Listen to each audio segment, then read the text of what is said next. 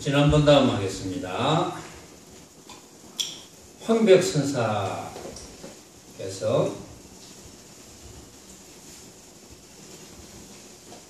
시방의 모든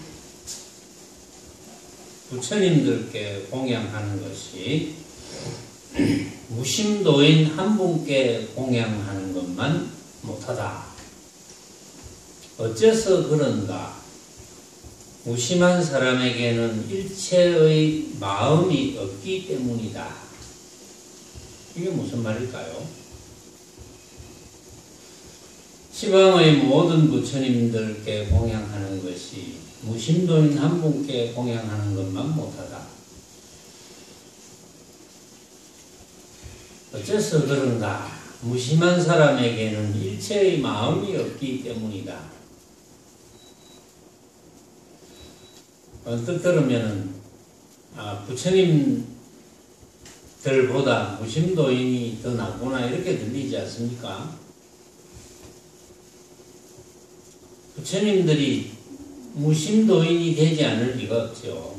무심도인이 안 된다면 그건 부처님이 아니시지. 이 말은 이렇게 이해를 하면 됩니다. 부처님이라는 그런 상을 만들지 말고 무심도인이 되어라. 어쨌든지 부처님이라는 상을 만들지 말고, 부처님 하면 수많은 불자들은 부처님 상부터 만듭니다. 부처님 하면 부처님. 여러분들은 어떨는지 모르겠지만 대개의 불자들은 부처님이 저기 계시다 만약에 이렇게 이야기하면 뭘 상상하겠습니까? 이제 절에서 본 부처님의 형상, 또 사진에서 그림에서 본 부처님의 형상, 그걸 생각하겠죠. 부처님이 여기 계시다. 그게 부처님입니까? 그건 하나의 모습일 뿐이지. 그건 부처님이라고 하자 이렇게 이제 약속을 해왔던 거고, 그건 이제 하나의 모습인데 그런 습성이 붙었죠. 그런 습성이 붙어 있으니까 그의 모습을 떠올린다. 그래서 부처라는 그런 상을 일으키지 말고 무심도인이 되어라. 내 앞에 벌어진 일체의 모습에 무심도인이 되어야 된다. 왜 무심도인이 되어야 되느냐 하면은, 유심이 되면은 내가 만들어 놓은 헛개비 같은 모습에 속아 넘어가는 거니까. 그게 있다고 착각해서 속아 넘어가는 거죠. 그래서 그렇게 되기 힘드니까 어쨌든 무심이 되어라, 이런 뜻이고, 여여한 본체가 안으로는 목석 같아서 움직이거나 흔들리지 않으며 밖으로는 허공 같아서 어디에도 막히거나 걸리지 않는다. 주관과 객관도 없고 방위와 처소도 없다. 또한 모양이나 자태도 없고 얻고 이름도 없다. 후학들이 감히 이 법에 들어오지 못하는 까닭은 공에 떨어져 의지해서 쉴 곳이 없을까 두려워해서다. 막상 벼랑을 보고는 물러나서 대개 널리 직연을 구하는 것이다.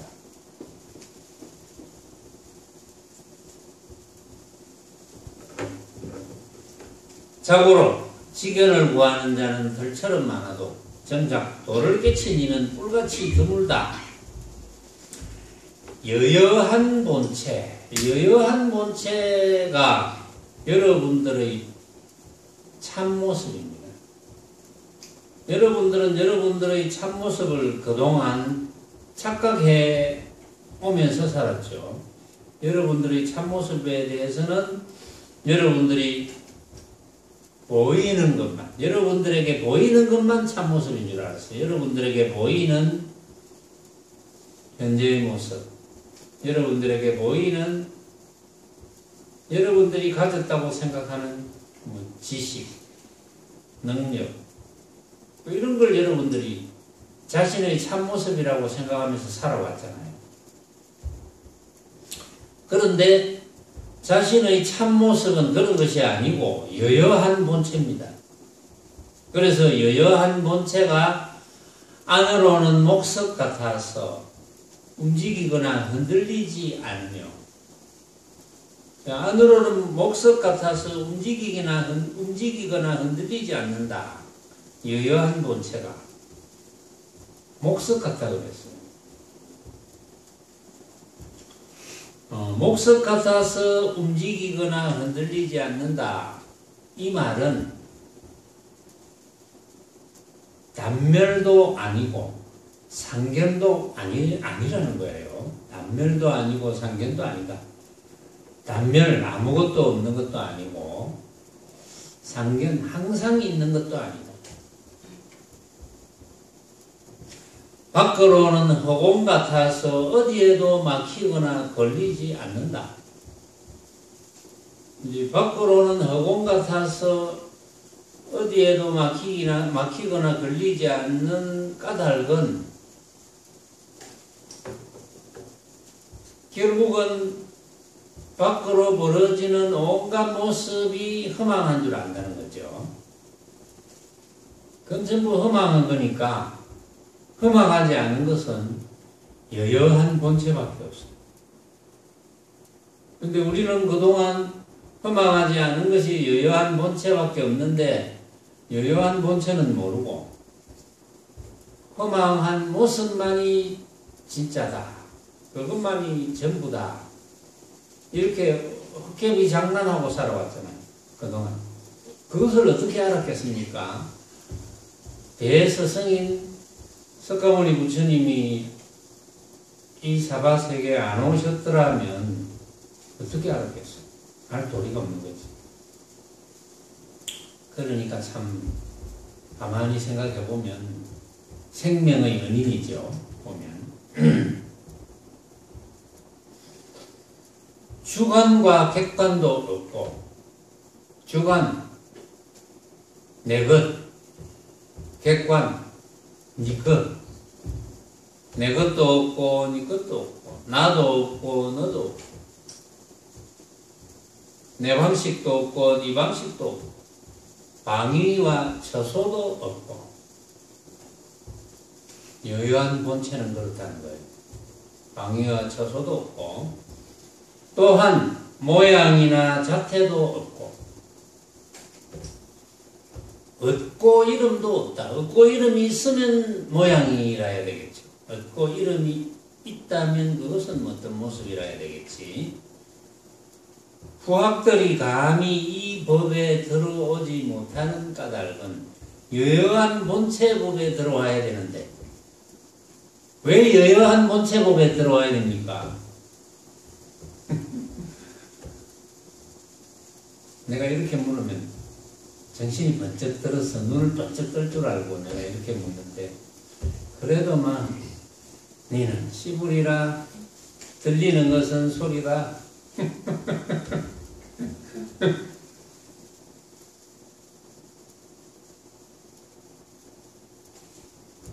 원래 3박 4일 용맹정진 하면은 물론 뭐 구석에 들어가서 많이 뭐 기대가 졸기도 하고 하겠죠. 그게 쉽지는 않거든, 해보면. 근데 이제 6박 7일도 이제 하는 데도 있어요. 이전에는 스승이 계실 때는 6박 7일을 했는데, 6박 7일을 하면은 제일 견디기 어려운 날이 셋째 날입니다. 6박 7일을 하면. 근데 3박 4일을 하면 제일 견디기 어려운 날이 둘째 날입니다. 어째 점이 제일 견디기 힘들었어요. 근데 그것도 습관이 되면 괜찮을 거예요. 습관이 안 되면 좀 견디기 힘들지만, 견디기 힘들다는 생각을 해본 적이 있습니까? 응? 그런 생각을 해본 적이 있습니까? 아, 참 둘째 날 견디기 힘드네.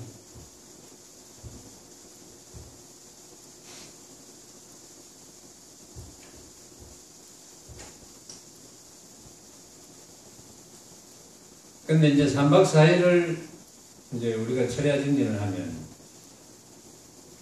3박을 하루로 사는 거잖아요.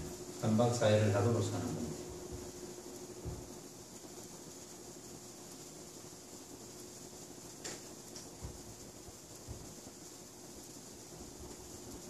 그래도 여여한 본체밖에 없어.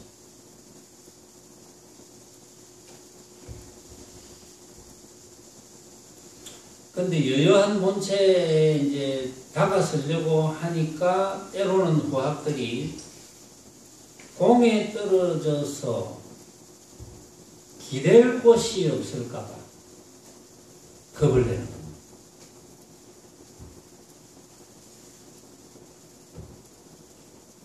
이제 우리 선원에 입문하는 사람 중에는 토요일날 철야정진 하다가 어떻게 될까 싶었어. 겁이 나서 못 오는 분이 많이 있어. 그게 굉장히 중요한 관문입니다.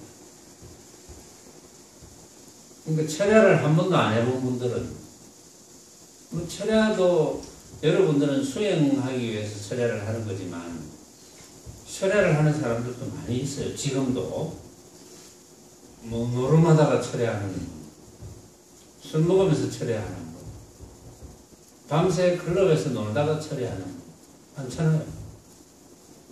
많이 있어요. 철야를 해도 가지가지거든요.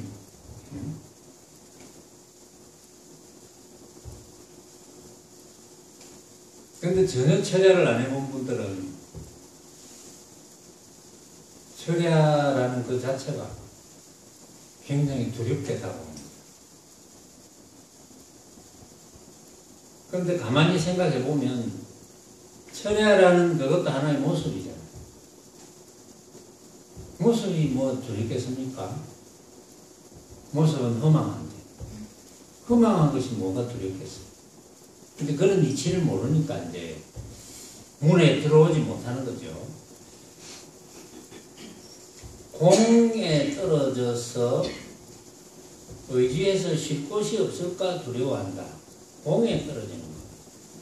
왜 공에 떨어질까봐 두려워할까요? 왜냐하면 결국은 정득해야 되는 대상이 여여한 본체인데, 여여한 본체는 방금도 그냥 방편으로 설명을 한 거예요.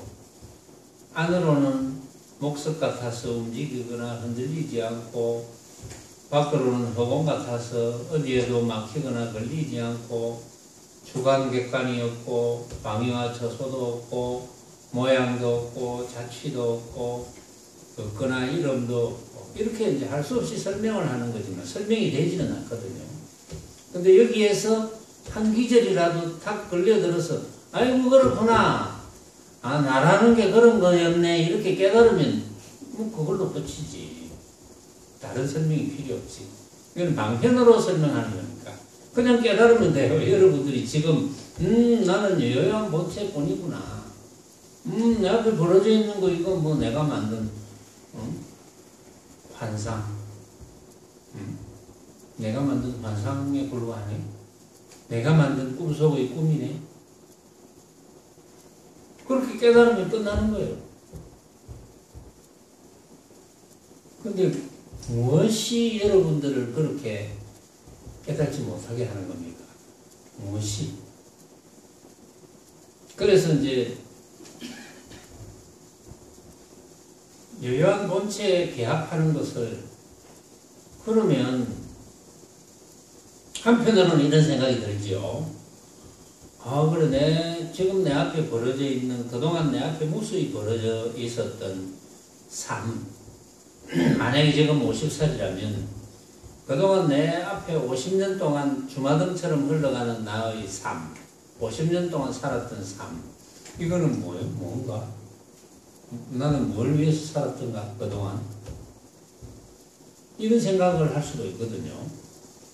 왜냐하면 그것은 헛개비 같은 삶이라고 그랬죠. 너는 그러면 헛개비처럼 살았나? 그동안 내가 헛개비 짓을 했나? 50년 동안 50년 동안 헛고생했나? 이렇게 생각하는 사람들이 있어요. 그래서 앞으로도 그러면 내가 그런 헛개비 짓을 하면서 살아야 되나? 그래서 이 문에 못 들어올 가능성도 있어요. 그건 아닌 것 같아. 그래서 뭔가 뚜렷한 내 목적이 있어야 되겠다.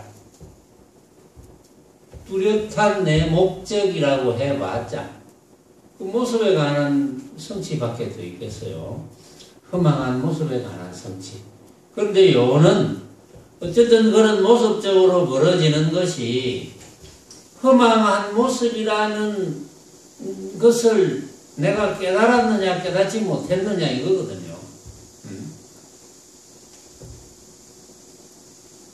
허망한 모습이라는 것을 들었을 때, 그런 이야기를 들었을 때, 그런 본문을 들었을 때, 그렇겠다 하고 수긍이 갔느냐 안 갔느냐 이거예요. 수긍이 갔으면 이제 이 문에 들어오겠죠. 수긍이 안 갔으면 그건 아니다. 뭔가 내가 구해야 되는 게 있는데, 인생에서 성취해야 되는 목표가 있는데 이럴 거잖아요. 대개가 그렇죠. 그러니까 인생에 있어서 한 세상 살면서 뭐 요즘 평균 수명이 80년 넘었으니까 그러면 이제 뭐 한 특별한 중병이 아니면 한 90까지는 살거든요. 요즘 내가 90년 동안 살면서 뭘 이루어 놨는가. 그런데 90년 동안 살면서 이루어 놓아야 될 것을 무수한 학자, 무수한 철학자, 무수한 선지자, 무수한 성인들이 이야기를 했잖아요. 이렇게 살아라, 저렇게 살아라, 인생은 이런 것이다, 저런 것이다. 그런 것을 우리는 무수하게 접해왔습니다. 지금도 수많은 젊은이들이 그 수많은 책들을 읽으면서 인생관을 정립을 하고 나 내 인생의 목표는 이렇다. 이렇게 하면서 살잖아요. 이제 그렇게 하는 삶 가운데서 내라고 하는 것은 그냥 여여한 본체, 텅 비어서 걷어잡을 것 없는 허공 같은 참나, 흔적 없는 참나. 나는 이것을 깨닫고 이것을 깨달음을 실천하겠다. 그런 가치관만이 진짜 가치관이고 그런 가치관만이 부처님의 참 가르침이거든.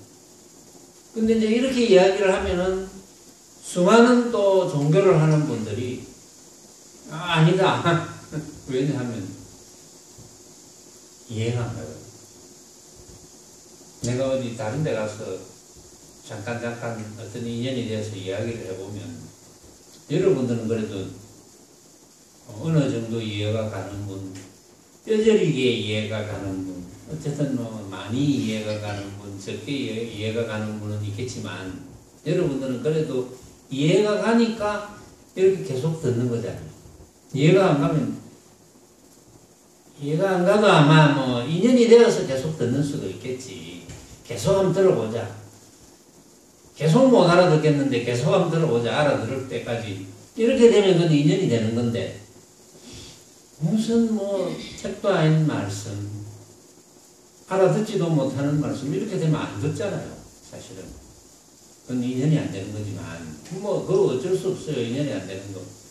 그런데 이외로 전혀 손톱도 안 들어가는 경우가 굉장히 많아요.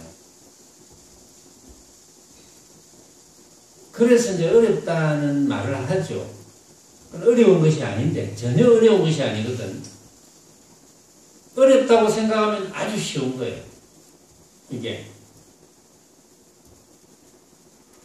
그러니까 이제 어렵다고 생각해서 이 문에 들어오지 못하는 사람들은 인연이 안 되는 사람들이지. 그러니까 부처님께서 그런 말씀하셨잖아요. 인연 없는 중생은 못 가요. 그렇잖아요. 뭔가 말을 들어주어야지, 응? 말을 들어줘야지 이야기를 해줄 거 아니야. 깨닫는 거는 자기가 깨닫지만, 응? 깨달을 수 있는 동기부여를 아무리 해주려고 해도 본인의 인연이 성숙되지 않았으니까. 왜 인연이 성숙되지 않았을까요? 응? 지원아. 왜 인연이 성숙되지 않았을까요?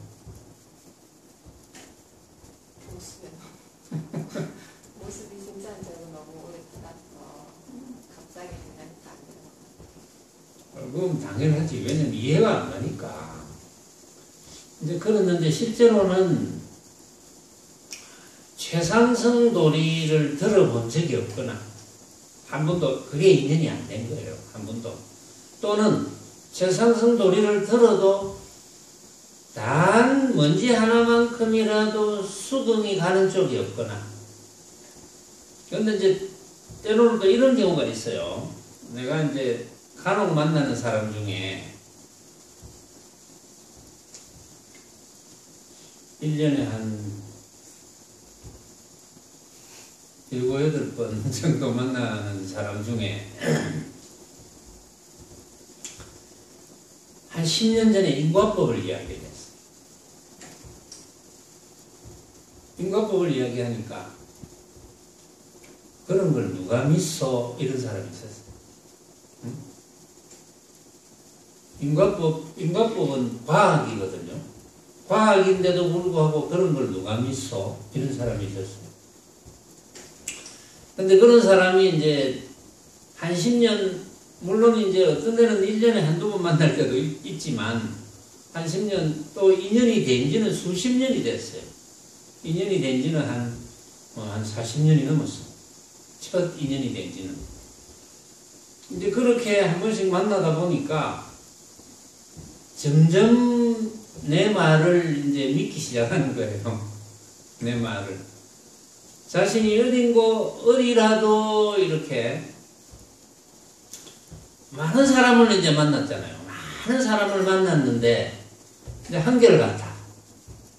무슨 한결같이 주장하는 것이 한결같다는 거예요.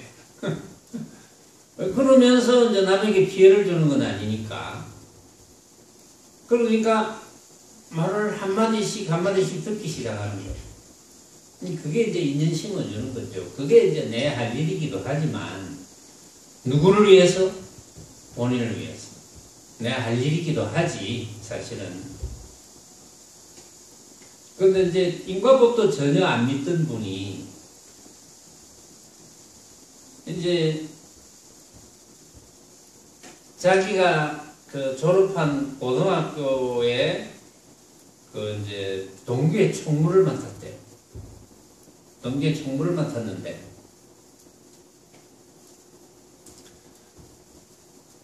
내한테 이렇게 사진을 보여주면서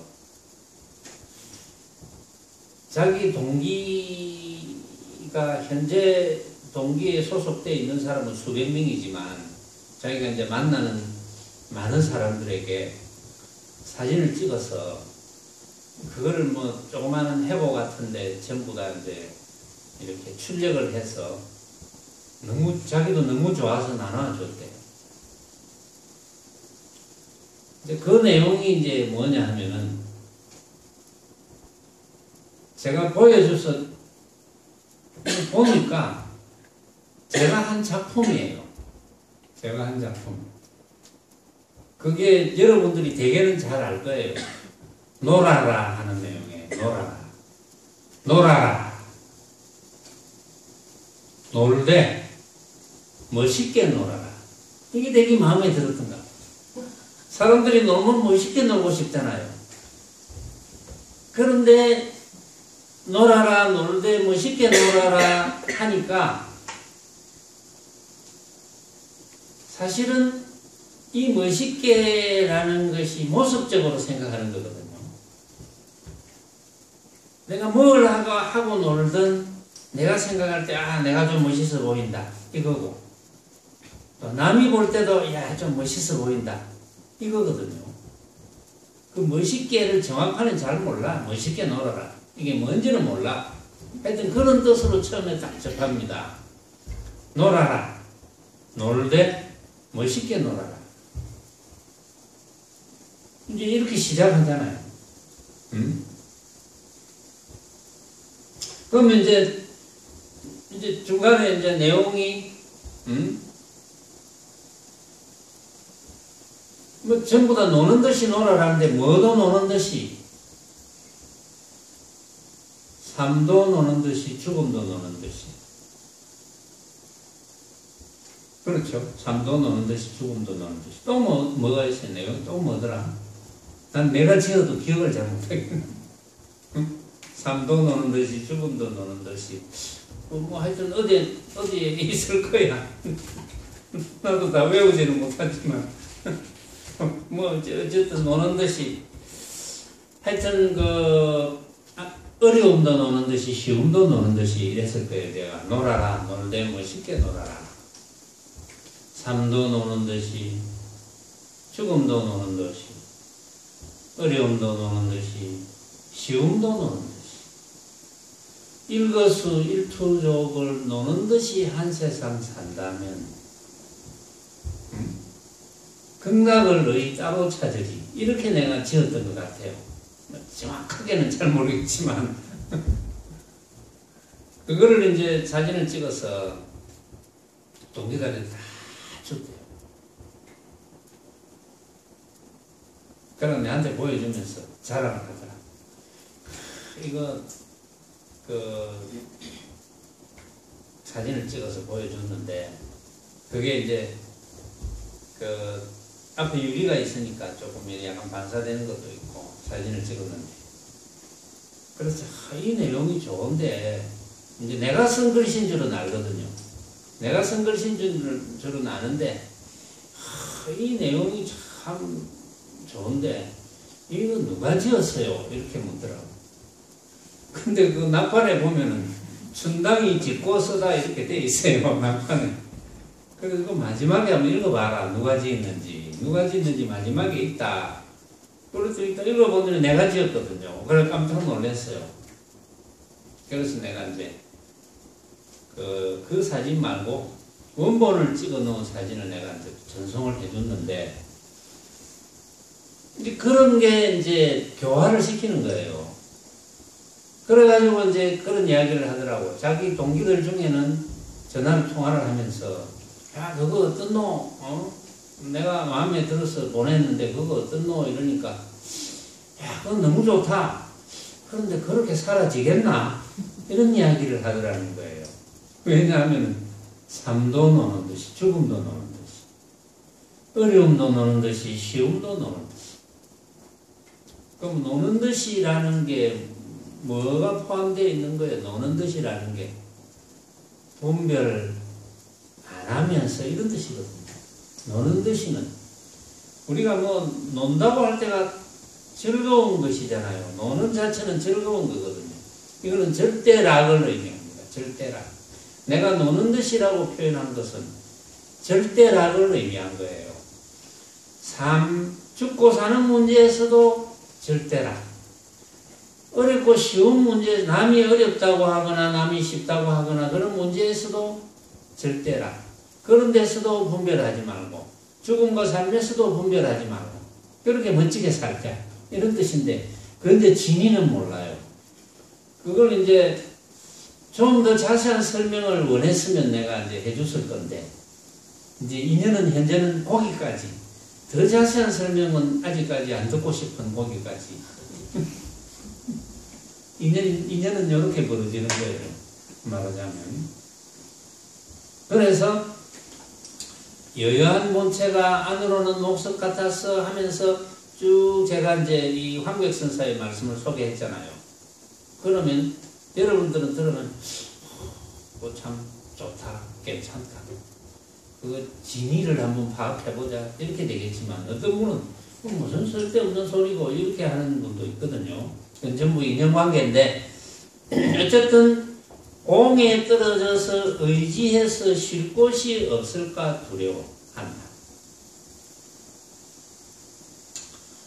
그게 이제 어릴 때부터 지금까지 추구하는 것은 전부 모습이거든요. 모습만 추구하면서 살았기 때문에 그런 습성이 완전히 깨어 있는 거죠. 그래서 두려워하는 거예요. 말하자면. 그런데 장구라면 이 장구는 남녀 구분이 없어요. 대장구라면 아이고 그까짓 거 모습 그까짓 거 이렇게 돼야 되는 거거든요.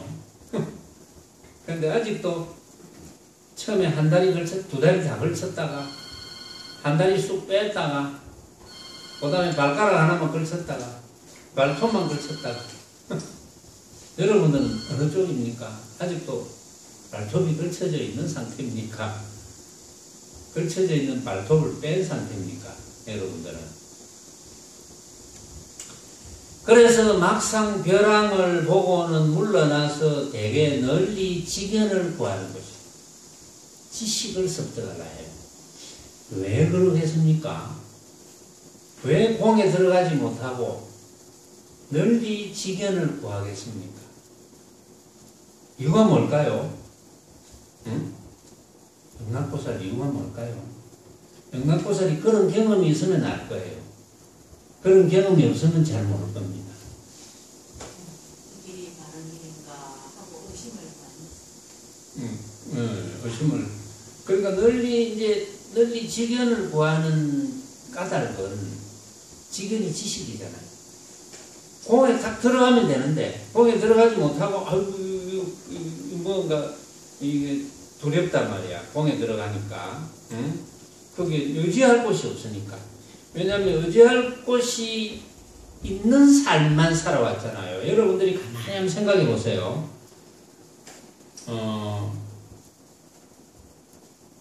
이제 출가 스님이 된다는 것은 세속에 내가 의지할 곳을 끊었다는 것. 그 자체만 대단하지 않습니까? 그런데 또 출가 스님이 되면은 근데 우리 선원에서도 출가 스님이 된 분이 있으니까 출가 스님이 되면은 이제는 그 사회에서 또 의지할 도반이 또 생깁니다. 의지할 스승도 생기고 그 사회에서.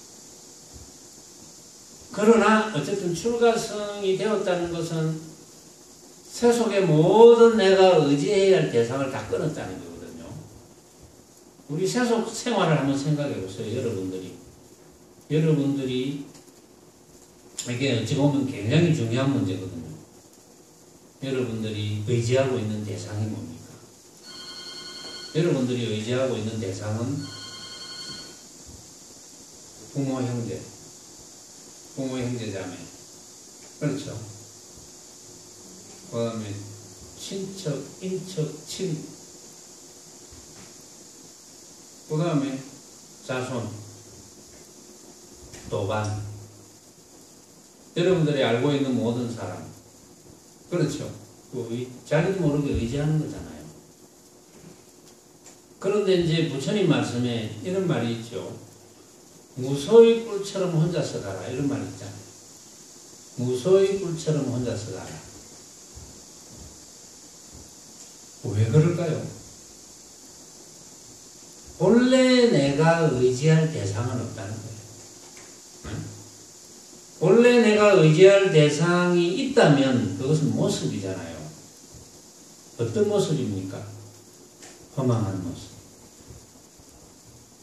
이제 내가 어떤 모습입니까? 하면 전원이 적각 마음속으로 허망한 모습. 이렇게 나와야 되거든.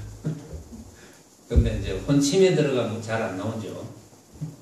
혼침에 들어서 잘 안 나오는데 즉각 허망한 모습 이렇게 되어야 되잖아요. 말하자면. 근데 생각할 필요가 없는 거야. 응? 바로 허망한 모습 이렇게 되어야 되잖아요. 그런데도 우리는 어릴 때부터 늘 의지해 왔습니다. 어릴 때 태어났을 때 부모 의지하고 형제 자매 의지하면서 또 친척 사촌 뭐 이렇게 다 의지하면서 이렇게 살아왔잖아요. 학교 가면 친구들 의지하고. 그런데 실제로 나중에 우리가 육신을 버릴 때는 아무 소용이 없잖아. 일체. 육신을 버릴 때는 그 수많은 내가 의지했던 모든 것이 아무 소용이 없잖아. 그래서 의지할 대상을 만들면 안 된다는 거죠. 의지할 대상을 수행하면서 아 그렇구나.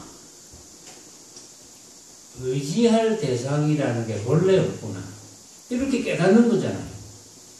그렇게 깨닫는다면 이 육신을 버릴 때 뭐 아쉬울 것도 없고 뭐 바라볼 것도 없고 그냥 흔쾌할 수밖에 없죠.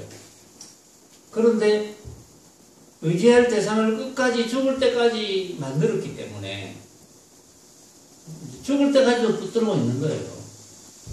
많은 사람들이. 의지할 대상. 그래서 공에 떨어져서 의지해서 쉴 곳이 없을까 두려워서인데 그게 의지할 대상을 완전히 없애지 못했기 때문에 우리는 거사풍인데 지금도 여러분들이 의지해 있지 않습니까? 지금도 눈만 뜨면 의지해 있을 대상이 주변에 많잖아요. 뭐 배우자가 없는 사람들은 가족이 없고 가족도 없고 배우자가 없는 사람들은 친구, 가족도 없고 배우자도 없고 친구도 없는 사람들은 도반, 가족도 없고 배우자도 없고 친구도 없고 도반도 없는 사람들은 의지 안 하겠지만 그게 도반도 의지하는 대상이 아니고 내가 배울 대상으로 생각해야지 도반이. 그렇지 않습니까? 그래서 막상 벼랑을 보고는 물러나서 대개는 널리 지견을 구합니다. 지식을 구하는 거예요. 왜 지식을 구하느냐? 지식을 구하는 이유는 공에 들어가지 못하니까 나라고 하는 것이 남아있잖아요.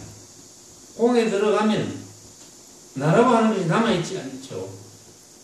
공이 정 무아인데 무아가 여여한 본체로. 그러니까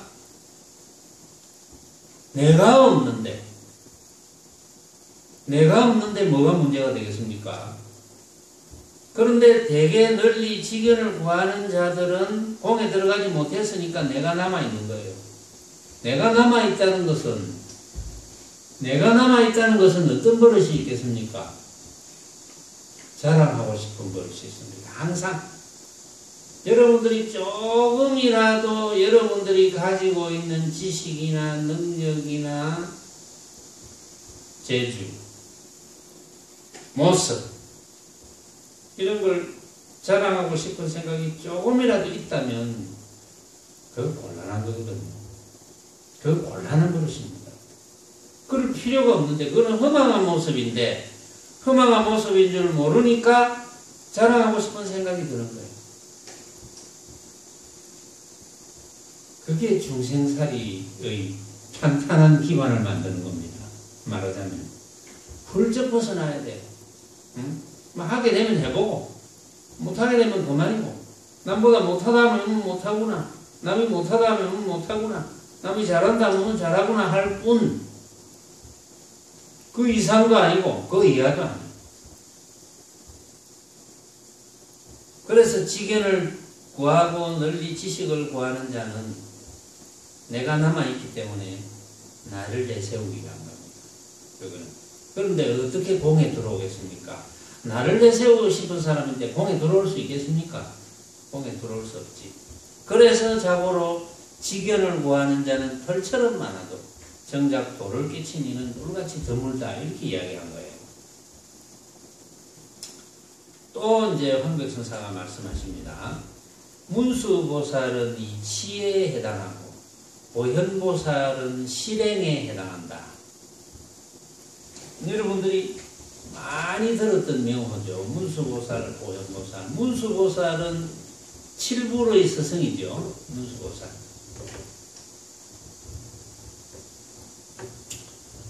유마경에도 이제 문수보살이 나중에 전부 전 보살들하고 수많은 부처님의 법문을 들을 들을 수 있는 무리들을 부처님 제자들하고 다 데리고 유마거사 문병을 가잖아요. 문수보살. 그 문수보살이거든요. 그래서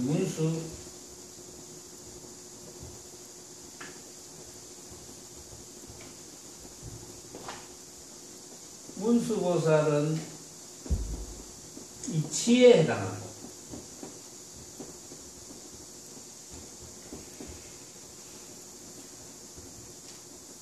보현보살은 실행에 해당하고, 용이다 그랬죠. 용. 뭐 이치를 체라고 할 수도 있고, 체.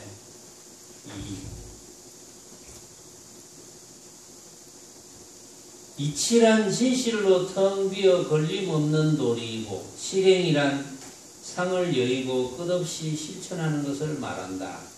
관세음보살은 큰 자비를 말하고,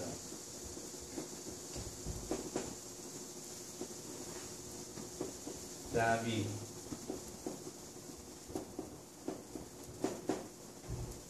대세지보살은 큰 지혜를 말한다.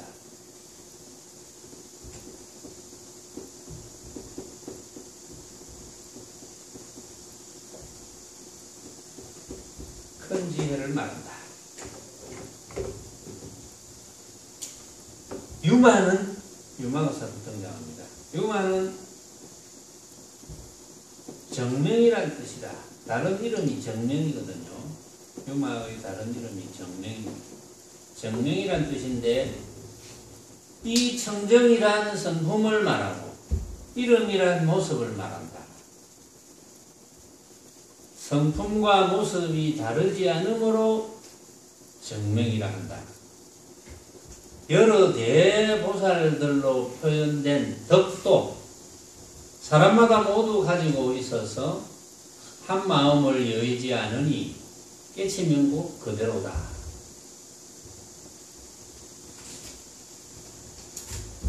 문수보살 고현이 됩니다.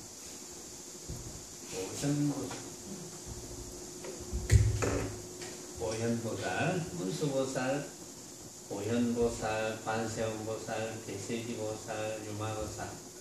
여러분들이 많이 명호를 불러본 명호죠. 우리 예불할 때 나오잖아요. 그렇죠? 응? 문수보살, 고현보살, 관세음보살, 대세지보살, 지장보살, 여기 유마거사가 나왔지만, 문수보살과 고현보살은 에피소드가 많이 있죠. 문수보살, 고현보살. 문수보살은 순행보살입니다. 주로. 고현보살은 역행보살입니다. 순행보살이니까 이치를 항상 말씀하시는 보살. 고현보살은 역행보살이니까 용을 이제 나타내는데, 용을 나타내기 때문에 때로는 이제 역수행을 하십니다. 역행보살이라 하는데, 그래서 이제 고현보살 같은 분은 이제 화현을 해가지고 중생 제도하기 위해서 여러 가지 이제 몸을 낮추죠. 이 대보살 경지가 되면 전부 의생신을 쓰거든요. 의생신을 쓰기 때문에, 또 이제 이 고현보살 같은 분은 그 무착스님하고, 그건 이제 문수보살이구나. 무착스님하고도 인연이 있는 요 보살들, 문수보살. 문수보살이 그 무착스님에게 이치를 깨닫게 해주기 위해서 그 절에 동지 섣달이 되면은, 동짓날 되면 동지 팥죽을 쓰는데, 큰 섭태, 가마솥에 동지 팥죽을 쓸 때, 동지 팥죽, 펄펄 끓는 동지 팥죽고, 그 가마솥 위에 이제 문수보살이 이제 나타납니다. 나타나면 이제 무착스님이 거기에 이제 헛개비로 보느냐 안 보느냐 이제 이런 차원이거든요. 그러니까 니 문수는 니 문수고 내 무착은 내 무착이다. 이렇게 한 이야기도 있었고, 그 다음에 보현보살은 역행보살이기 때문에 때로는 축생이 되었다가 이제 축생 세계에서 축생을 한번 제도해보자 했는데 이런 생각을 이제 했을 수도 있거든요. 그런 생각을 했을 수도 있는데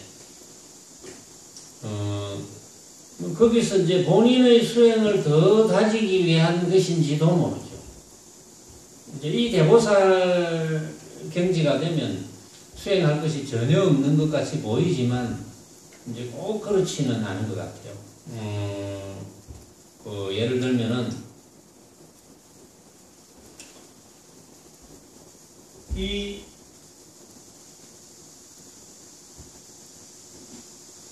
보현보살 같은 경우는 역수행한답시고 돼지 몸을 이제 받기도 하고 이제 그런 에피소드가 있는데 보현보살 같은 경우는 화해서 돼지 몸을 이제 받아서 이제 경위도 하고 새끼도 놓고 이제 그렇게 지내는데 돼지 우리에 있잖아요. 돼지 새끼니까. 돼지 우리에 있는데 이제 문수보살이 그걸 아는 거예요.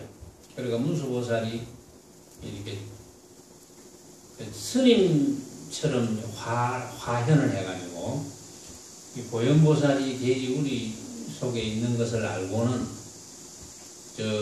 어떤 사람에게 심부름 시킵니다. 심부름 시켜가지고 이제 다른 스님에게 그 편지를 하나 이렇게 전해주면서 저 마을에 저기 가면 돼지우리가, 큰 돼지우리가 하나 있는데 그 돼지우리에 이 편지를 좀 던져주세요. 이렇게 부탁을 합니다.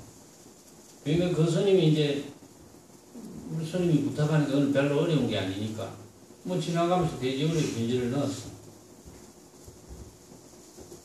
편지를 던지자마자 돼지가 그 편지를 닭 입에 물고는 바로 죽어버렸어.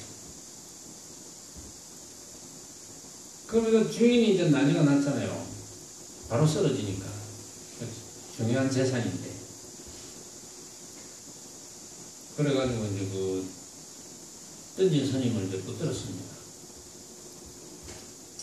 그 던진 게 뭐냐고. 조그마한 편지를 던졌다고. 그래가지고 이제 난리가 났겠죠. 내 재산 물어내라. 이러면서. 그러면 그 편지가 뭔지 한번 배를 갈라보자. 그래가지고 배를 갈라보니까 편지가 들었는데 그 편지 내용이 이제 이렇게 써져 있었어요.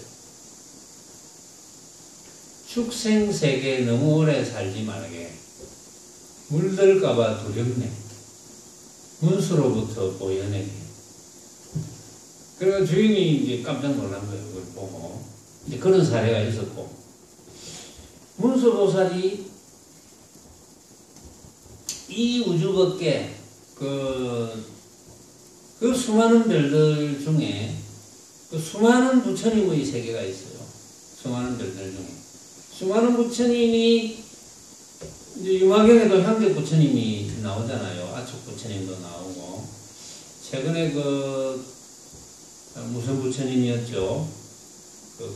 큰 의자가 뭐 500개 이렇게 보낸 부처님이 있었죠. 그런 부처님도 나오고. 향계 부처님 세계는 이제 전부 향으로 되어 있다. 법당도 향으로 되어 있고, 뭐 전부 향으로 되어 있다. 그런 부처님 세계. 그게 이제 묘사가 됩니다. 이제 경전에. 그런 게 묘사가 되는데, 그 수많은 부처님 세계가 있는데, 부처님 세계에서, 부처님께서 이제 그 세계에 있는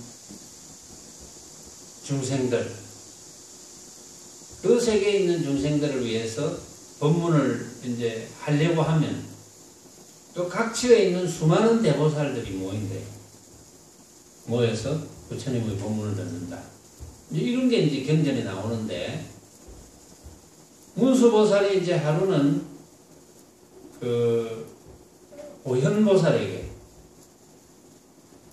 이제 어떤 부처님이 이제 법문을 하신다는 전달을 받습니다.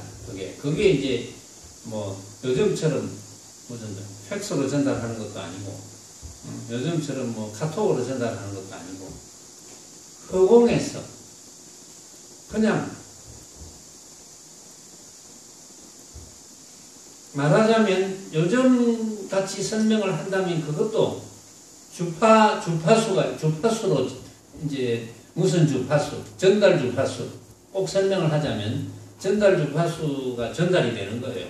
그러면 이제 허공은 크기가 없기 때문에 우리 지구의 넓이 이런 걸 생각하면 이제 넓다고 생각하는데 아무리 넓은 장소도 한 생각이 일으키면 가거든요.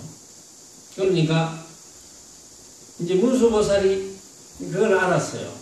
어느 부처님이 법문하신다는 걸 알고는 도현보살에게 야 부처님이 법문하신다. 부처님이 오셨다라는 말 한마디 때문에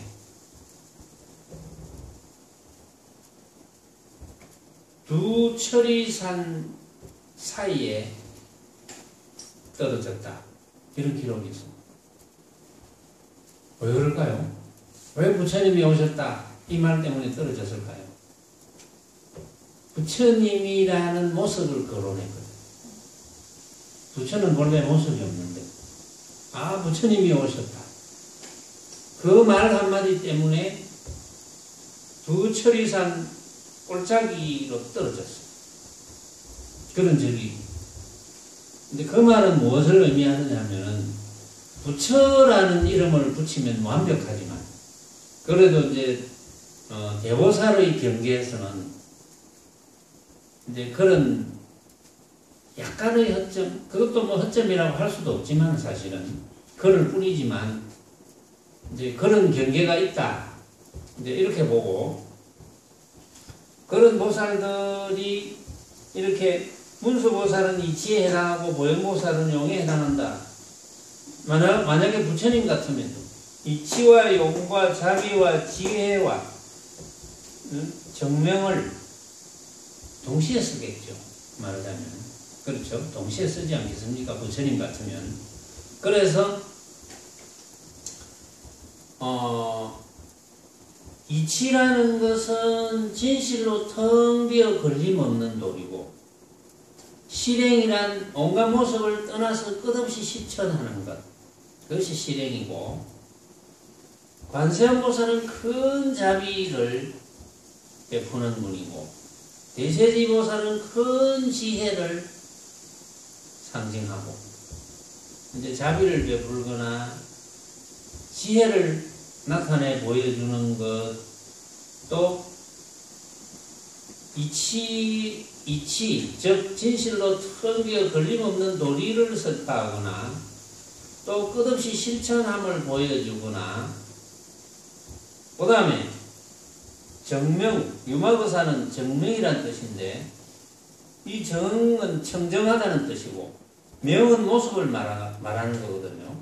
그래서 청정한 모습이라는 뜻이에요. 유마거사는 청정한 모습이라는 것을 의미하는데 청정한 모습이 어떤 것일까요? 청정한 모습이 어떤 것일까요? 설명이 되겠습니까? 청정한 모습이. 근데 청정한 모습이라는 이름은 있거든요. 청정한 모습이라는 것은 설명이 안 됩니다. 어떤 모습도 아니기 때문에 설명이 안 돼요. 그냥 청정한 모습이에요. 그러면 아무것도 아닌 것은 아니라는 거예요. 그게 청정한 모습이라는 것은. 왜? 이름이 있으니까. 그게 청정한 모습이거든요. 아무것도 아닌 모습은 아니면서 거기에 항사 묘용을 갖추어 있다. 그게 청정한 모습이에요. 그게 이제 유마거사란 분인데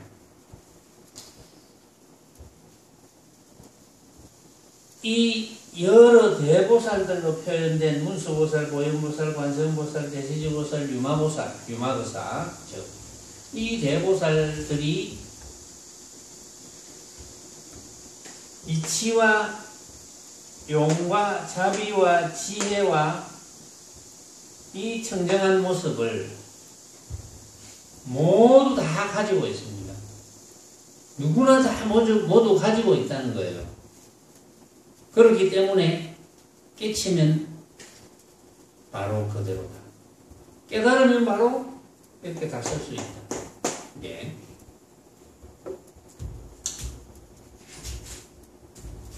그래서 지금 도를 배우는 사람들은 자기 마음에서 깨달으려 하지 않고 마음 밖의 모양에 집착하고 경계를 취하면서 모두 도를 던지고 있다. 이렇게 이야기합니다.